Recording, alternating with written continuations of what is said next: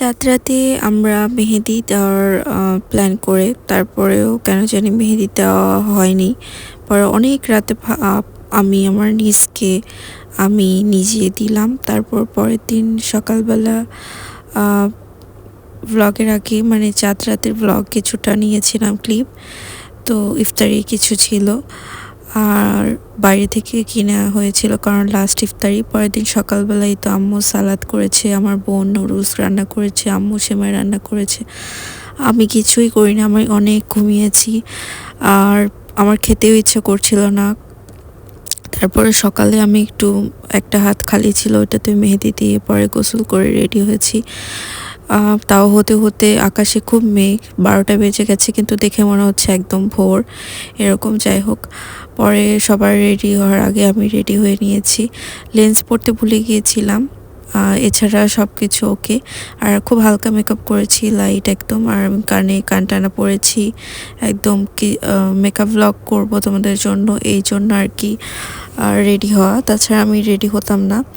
আমার ঈদের দিন বরাবর একটু নিজেকে সময় দিতে ভালো লাগে, পরিবারকে সময় দিতে ভালো লাগে। পরে দেখলাম আপু সাদা পোলাও রোস্ট রান্না করেছে, আম্মু তারপরে গরুর মাংস রান্না করেছে আম্মু অনেকগুলো। পরে আমি গরুর মাংসটা খাইনি, একটু রোস্ট পোলাও নিয়ে আর একটু দই খেয়েছি। পরে আমার ভাগ্নিকে ঈদের সালামি দিলাম। তো ও তো এসব বোঝে না, অনেক ছোট আমার নিস, আর ওর জন্য আমার আসলে হ্যাপিনেস ঈদ বলা। আর আমি প্রত্যেক ঈদ সবসময় ওর সাথে কাটাতে চাই, মৃত্যু পর্যন্ত ওর সাথে কাটাতে চাই। সবাই আমার নিসের জন্য দোয়া করবে আলহামদুলিল্লাহ। পরে আমরা বাইরে যাওয়ার জন্য প্ল্যান করেও আর যেতে পারিনি, কারণ প্রচুর বৃষ্টি চলে এসেছে। ওই যে বললাম ক্লাউডি ছিল সারাদিন। পরে আগের দিন আপু ডাল ভিজে রেখেছিল, তো চটপটি বানিয়েছে ওটা দিয়ে, এত মজা ছিল চটপটিটা। পরে আমরা সবাই চটপটি খেলাম। আর তারপরে এটা হচ্ছে ঈদের পরের দিন, ওই দিন আকাশ পরিষ্কার ছিল। পরে ভাবলাম যে আজকে আমার ভাগ্নিকে নিয়ে কোনো পার্কে একটু ঘোরা উচিত।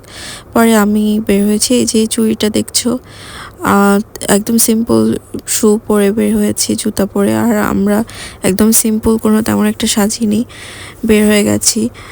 তো জুয়েলারিটা আমার কেনা হয়েছে ঢাকা কলেজ অপোজিটে।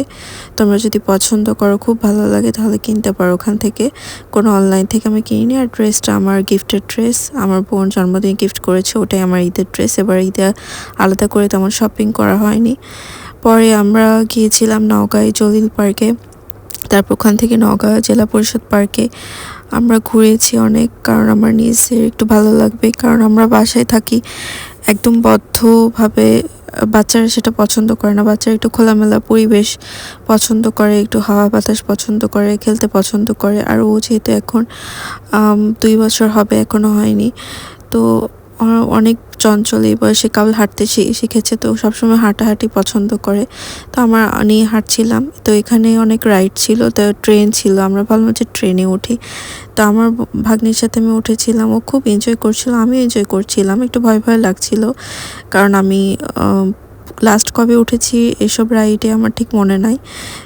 পার্কে ভালোই লাগছিল, তো খুব এনজয় করছিলাম। আমার এটাও অনেক হ্যাপি একটা মোমেন্ট, আম্মু পাশে ছিল। আর আমি এই দুইটা মানুষকে খুবই ভালোবাসি, আমার ভাগ্নি এবং আমার আম্মুকে। তো সবাই আমাদের জন্য, পরিবারের জন্য দোয়া করবে। আর যারা আমার ব্লগ দেখছো নিয়মিত, তারা অবশ্যই নিয়মিত দেখার চেষ্টা করবে। আর ভালো লাগলে ব্লগটি লাইক কমেন্ট শেয়ার করতে ভুলো না। আর যারা নতুন দেখছো সাবস্ক্রাইব করতে ভুলো না। এখন যে গেটটা দেখাচ্ছি, এটা অনেক নোংরা পরিবেশ, বাট এটা হচ্ছে জেলা পরিষদ পার্কের পেছনে আমার গার্লস স্কুলের গেটে। আমি গেটের অপোজিট থেকে, স্কুলের ভিতর থেকে অনেক কিছু কিনতাম স্কুলে থাকতে, সেই মানে মেমোরিগুলো মনে পড়ছে, নস্টালজিক হয়ে যাচ্ছিলাম।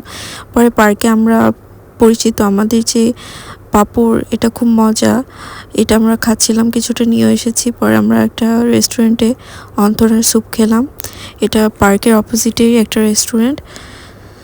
তো আমি কোনোদিন এরকম মুকবাংয়ের কোনো ভিডিও করিনি। হ্যাঁ, আমরা মোহিতো নিয়েছিলাম, চিকেন ফ্রাই নিয়েছিলাম, তো আমরা কখনো এরকম ভিডিও করিনি। তো এই ফার্স্ট ভাবলাম যে তোমাদের সাথে এরকম একটা ভিডিও করি যে আমি খাচ্ছি। এরকম রেস্টুরেন্টে করা হয়নি, বাসায় করেছি অনেক সময় মুকবাংয়ের ভিডিওগুলো, যে খাওয়া দাওয়ার ভিডিও। তবে তো আমি দেখেছি অনেকেই অনেক পছন্দ করো, দেখো ভিউজ বেশি আসে। আর সব কিছু দেখে ভাবলাম যে তোমাদের সাথে এরকম শেয়ার করি। তোমাদের যদি আরও ভালো লাগে আমার ইটিংয়ের ভিডিও তোমরা বলতে পারো, আমি আরও শেয়ার করব। যাই হোক, এই মোহিটোটা একদম পুরো স্প্রাইটের মতোই ছিল। তো আমি যেহেতু বর্ষাকালের মতো একদম ওয়েদার ঠান্ডা ঠান্ডা, তো ভাবলাম একটু সুপার অন্থন খাই। তো সুপার অন্থনই আমরা খেলাম, আর তেমন ভারী কিছু খাইনি, কারণ ঈদের মধ্যে বরাবর বাসায় অনেক কিছু খাওয়া হয়েছে। তো বাসায় গিয়ে লাস্টে এই যে আইসক্রিম খেয়ে ঘুমিয়ে পড়েছি, আর একটা পান খেয়েছিলাম, কারণ একদম পেট ভরা। তো আজকে পর্যন্ত ঈদ আউটিং ব্লগ।